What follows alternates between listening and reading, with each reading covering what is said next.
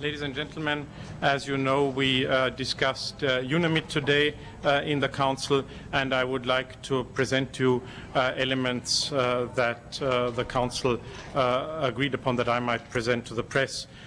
Council members, as you know, heard briefs from Joint Chief Mediator Bassolet and from Assistant Secretary General Mullet. They expressed their full support to UNAMID and for Bassolet's efforts, Mr. Bassolet's efforts as Joint Chief Mediator.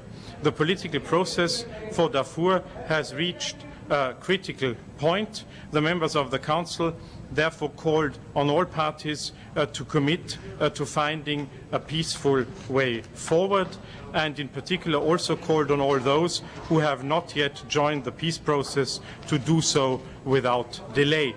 The participants in the recent Civil Society Forum have clearly articulated the demands of the people of Darfur in this respect. And the members of the Security Council also expressed their strong concern at attacks on UNAMID staff and humanitarian workers. They called for all parties to unconditionally guarantee full access as well as the security of humanitarian workers and UN personnel. They're also for the immediate release of hostages and for perpetrators to be brought to justice. They continue to press for UNAMID to be deployed and be able to operate with full efficiency.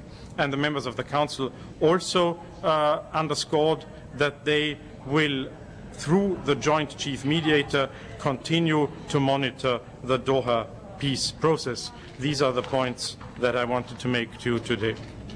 Last week there were reports that Sudan is asking the UN, whether that's the Secretary of the Security Council, to begin thinking of retracting or removing the peacekeeping mission. Did this come up at all, and what do you think of, given what your elements of the press? What do you think?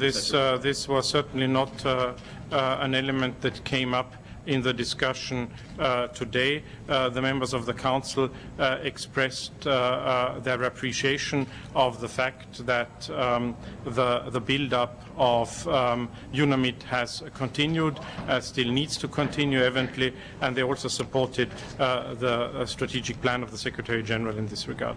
And also on the DRC sanctions, right before Thanksgiving there was this leak, coordinated leak of the experts report, which is pretty damning in terms of both member states and also MONUC's engagement with units involved in taking out natural resources.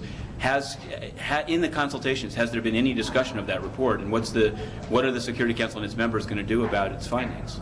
Well, as I think you already reported, the discussion as such was primarily on the sanctions regime, but I think there is concern by many members in the Council as far as the findings are concerned, and I think it is part of the general discussion. It will become part of the general discussion, that is at least my own opinion as an Austrian, if I may say so, on the renewal of MONUC's mandate.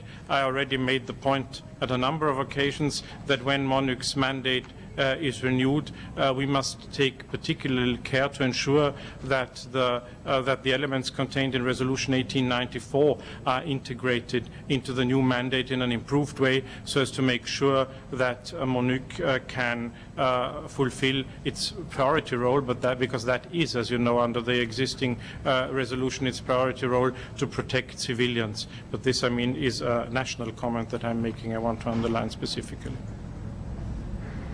Finally, if you don't mind, the Venezuela said that it did on Wednesday give a request to put Colombia on the agenda of the Security Council. What's happened with the documents that you gave, and what's been? They're citing your Resolution 1894 as the basis for it. What are the next steps, and what in international capacity? What do you think? As I think the ambassador of Venezuela explained in a press conference of his own, he handed a letter to me which contained the presentation of the Venezuelan position on the subject.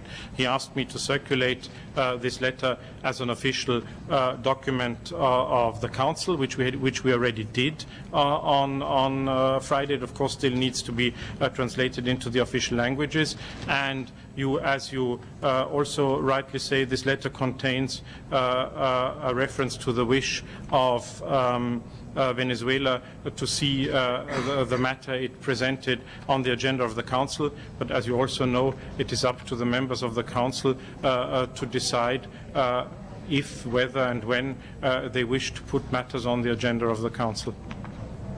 Thank you.